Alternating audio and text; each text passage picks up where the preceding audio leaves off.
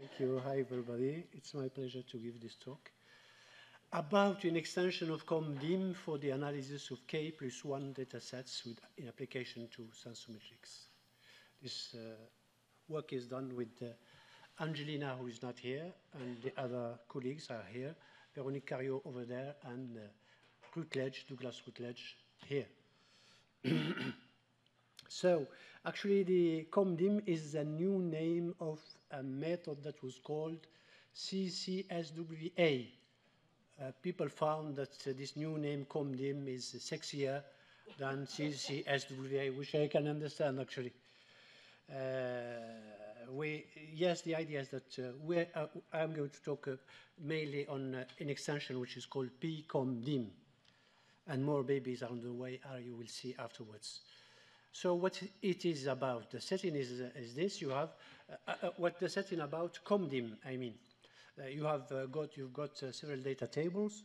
For instance, in sensory analysis, you may have profiling data. In process technology, you may have multivariate measurements performed with at different stages or with different tools, analytical tools. In functional genomics, you have genetic data, molecular data, phenotypic data, etc. So that's the setting, which is very common in Sensometrics and in econometrics.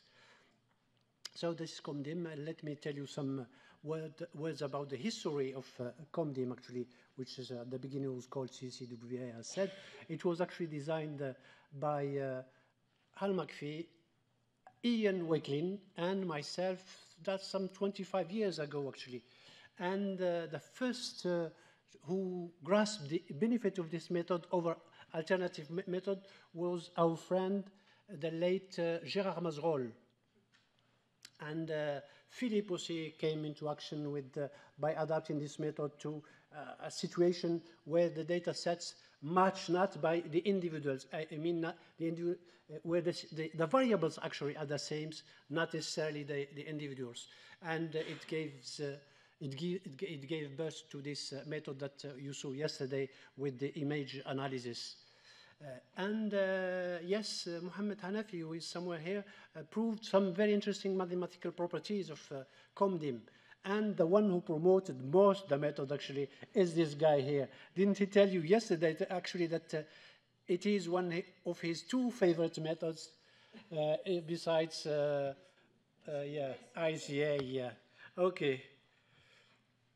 So how does it work, actually? It's very simple. That's what makes it one reason why it became popular, particularly in chemometrics field, actually. You've got a data set. When you've got only a data set, you compute X transpose. This is a matrix which contains the scalar products between individuals. It means that this matrix reflects the configuration of the individuals, how they are related to each other. And you go through this magic SVD, singular value decomposition, and you've got the principal components, actually, and the variances recovered. The lambda in the middle is a diagonal matrix which contains the variances recovered by the principal components. So that's the idea with behind principal component analysis, and ComDim can be seen as an extension of principal component analysis in the following way. Actually, you go through this XK transpose when you've got more than one X, and you perform a kind of common singular value decomposition. The principal components are the same, but actually the weights, the saliences, the variances in each data set that are recovered by these principal components are not the same, vary from data set to data set. So it is a flexible model because actually the underlying dimensions are the same, but each data set may have weight differentially the underlying dimensions. Very, very simple and actually very intuitively appealing.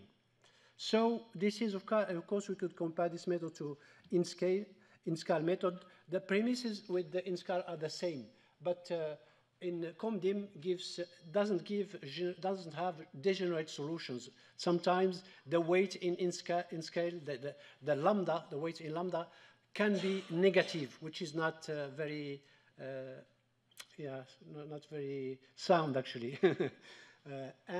You've got a simple algorithm with this ComDim. You've got orthogonal dimensions, which is it enhances the interpretation of the outcomes. The spaces for representation are embedded, which means that you've got one dimension, then the same dimension plus another, etc., whereas in Indscal, the configuration changes if you change the number of components that you wish to retain.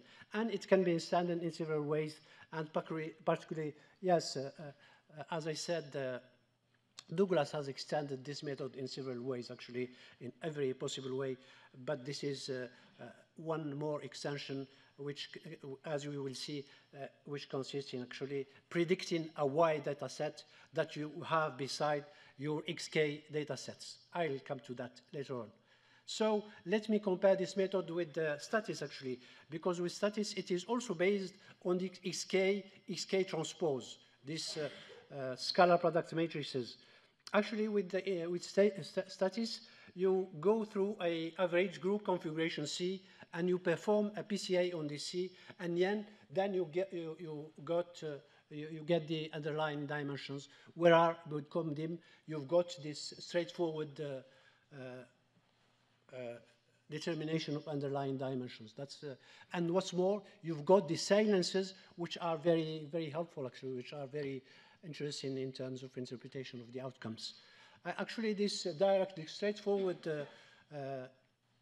determination of the underlying dimension, you could have it with the MFA.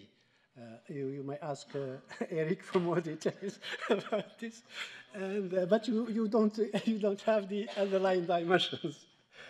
This is a private joke. Sorry about this. Yes, now PComDim, you've got, in addition to your K data sets, you've got one more data set Y that you wish to predict. And the objective is to explore the relationships between XK and Y, which has a particular role, which is the data set that you wish to explore. So the idea is very simple, actually. The extension is very simple. Instead of having XK transpose, we compute XK transpose, Y transpose. You just add Y transpose, and you perform this time, again, a common SVD decomposition of all these matrices, SK,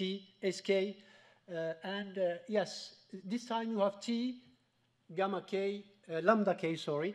Lambda K contains actually the saliences, as in the previous case, which highlight the importance of each dimension for XK. And you have U, because actually the matrices is K, unlike the matrices WK, X transpose, are not, these matrices here, SK, are not symmetric, because now you've got XK and on the other hand Y transpose. Anyway, it doesn't make a lot of difference. Now, the properties that you get behind this is actually the component T are embedded in the spaces XK, which means that they're going to be useful for depicting the relationships between the individuals. And the components U are embedded in the Y space. And lambda K, as I said, the silences which reflect the importance for each K as related to it is related to Y. So they are actually the algorithm, the determination of these common components is done step by step, and each step actually is followed by deflation, and you start again. And there are 4 algorithms which runs from a very simple algorithm to a more sophisticated algorithm. I show you here a bit sophisticated algorithm because it highlights some features that might be interesting from a practical point of view. The idea is actually for the first step, for instance, you try to determine T. Where is the, oh, okay. You try to determine T and U, which are highly correlated. And T is broken down into as many components as there are XK data sets. And the same is done for U. Actually, for the component U from Y. And actually, you try to find out these components, that are highly related to their corresponding component in Y. That's the idea. And T is the first principal component of this, and the T summarizes these components, and U is the first principal component of these component, partial components, block components, we could say. That's the idea, actually. And these components, actually, this partial or block component, are very, very important, particularly in chemometrics. I mean, they may be very, very useful. So let me give you an example. This example concerns the study of 8 American dry-cured ham. This label reflects the Asian time, actually, short to long. And this data were actually taken from this paper. The authors have been kind enough to provide the data so we could play with them. So we've got actually 3 XK data sets. Each data set pertains to modality, sensory modality. X1 pertains to flavor, X2 pertains to aroma, X3 pertains to texture. And the preference data, this so the Y data set, you got actually from 71 consumers who were segmented. That was done by the authors of this paper, who were segmented in 6 groups. And what you've got here are the average scores for each segment. So you have 6 Y variables, which each variable is average score in each of the 6 segments. So these are the silences. Very interesting, actually. They tell you that actually the 2 dimensions that are important when you want to relate the sensory data to Y data set are the 2 first dimensions, because the silences are very, very low for dimension 3 and 4 and etc. So in the first dimension, the first driver of preference is X3, the texture, because it has the largest salience, actually. And X1 and X2 has even salience. And in the second dimension, the most important modalities that spring out are X1 and X2. So here we depict the correlation of the sensory variables with the first and second common dimensions. So actually these are the same dimension that you've got here in the 4 pictures. In the 4 graphical display are dimension T1 and T2, the first common dimension and the second common dimension.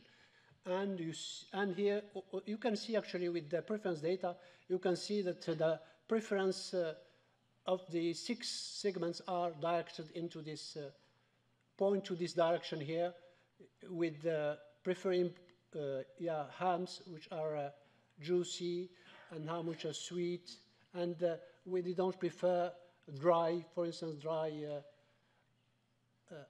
or rancid or something like that. It's easy to interpret. It's the same interpretation as in principal components analysis.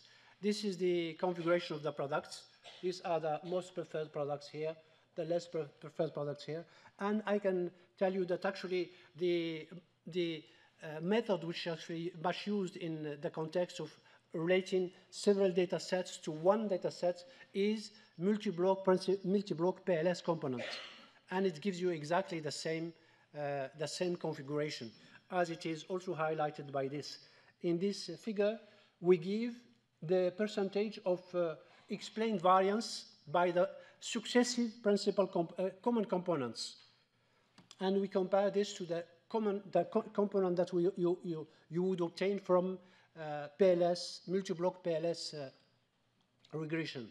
And you see that actually they are almost the same. I mean, we have the same total variance recovered by the various common components, which means that actually that in terms, and that would be my conclusion, in terms of prediction ability, our method is very comparable to PLS, multi-block PLS regression. But in addition, we provide tools to better interpret the outcomes of the data.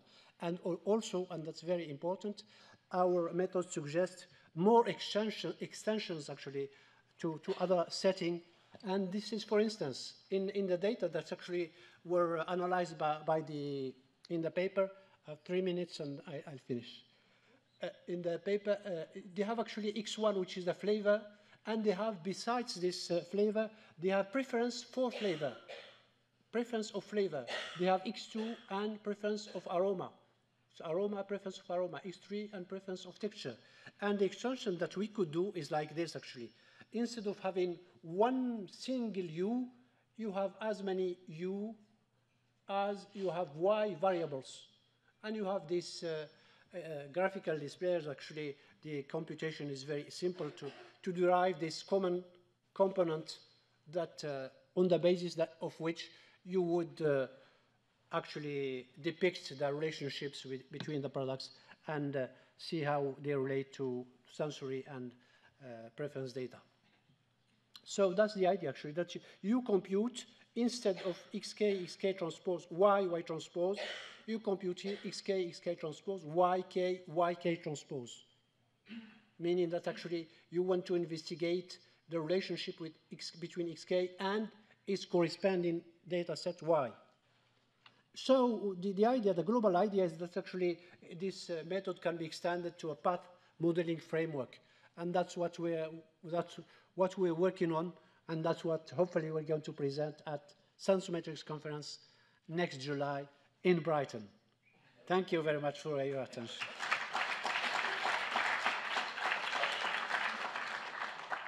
Thank you for this very interesting and clear. Thank you, my dear Yes. friend. Thank you very much. Okay, so maybe some question? Yes, okay, Sebastian. Thank you for your very nice method. You compare your baby to to the multi-block PLS. Which multi-block PLS exactly do you refer to? Is it another of your baby, or is it the Scandinavian multi-block PLS? Yes. First of all, I must say that it's not my baby. We have done it all together with the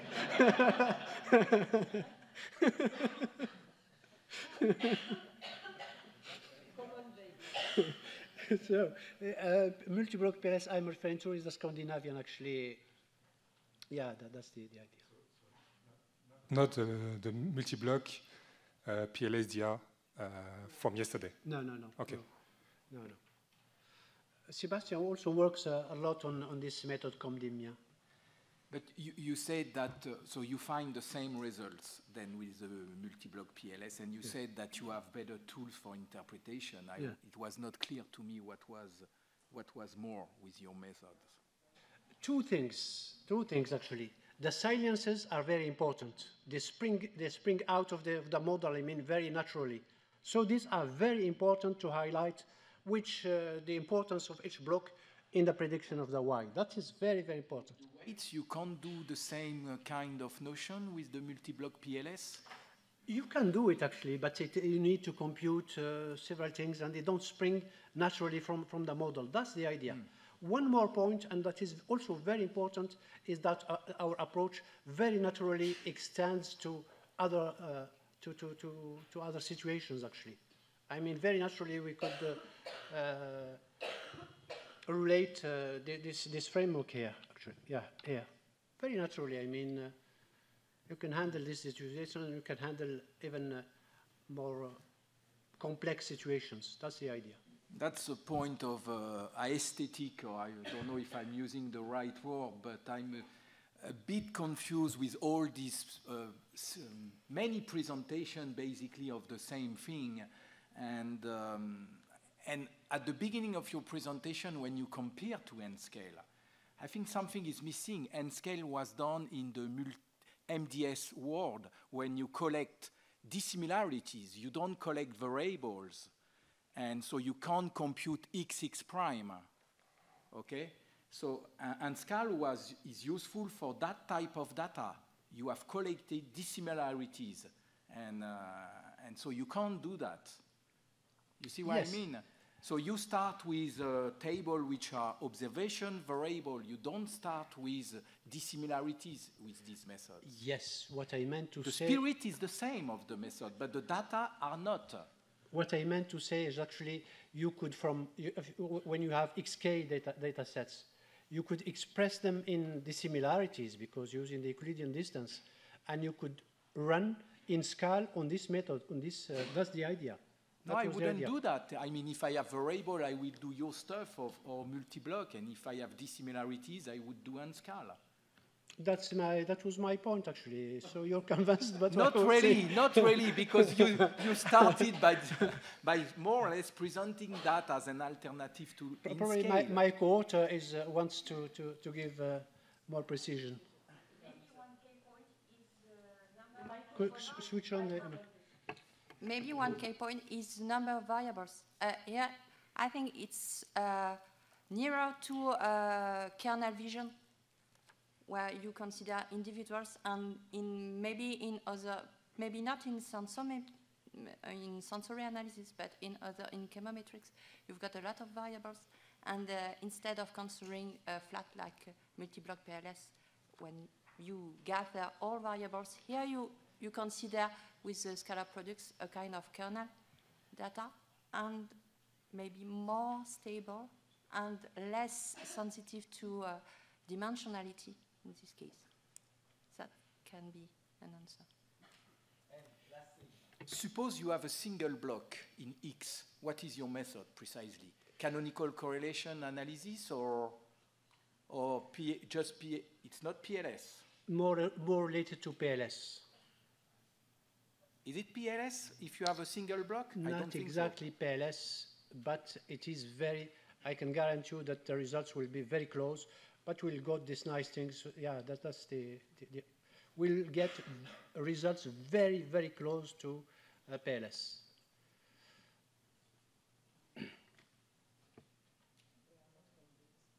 No, no, yeah. So what's the point? I mean, what's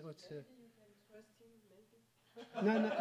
But I don't see the implication behind this. If you extract T and U being as much correlated as possible, then you do that for the second dimension. For me, it's what is called canonical correlation analysis in the statistical literature. Am I right or? Yeah. In fact, when you go right back to the beginning where he's got the matrix X, K, X, K transpose, Y transpose. In fact, PLS2 can be represented as a PCA or an SVD on XTX, YYT. You're right, yeah. And so you just reorganize the transposes and you have the same thing as PLS2. One algorithm of PLS2 is the decomposition of XXT, YYT. YTY. But you've got a dependent and an independent block. That's the important. Yeah. So here he's got. Thanks. My point is, I think you have a symmetric method here. No. Because the X, he's got the X and Y. Y. Okay, you have several X and you have and if you only have one X, but you've got suppose the K is 1 in X, then I think your method is symmetric, whereas PLS is not. No, let me tell you this. The idea of saying actually that the correlated, that U and T are very much correlated, it's a way of speaking actually. The idea is it's as much covariance. It's the covariance that underlies the relationship between the two. So it's more related to PLS. Anyway, now why it is not symmetric? Because actually, it's like in PLS, the first stage is symmetric. But then afterwards, it's not symmetric anymore because of the deflation. That's the idea, actually. And that's what is done here. Deflation procedures, that's what makes it not symmetric, actually. Because we focus on the prediction of Y. That's the idea.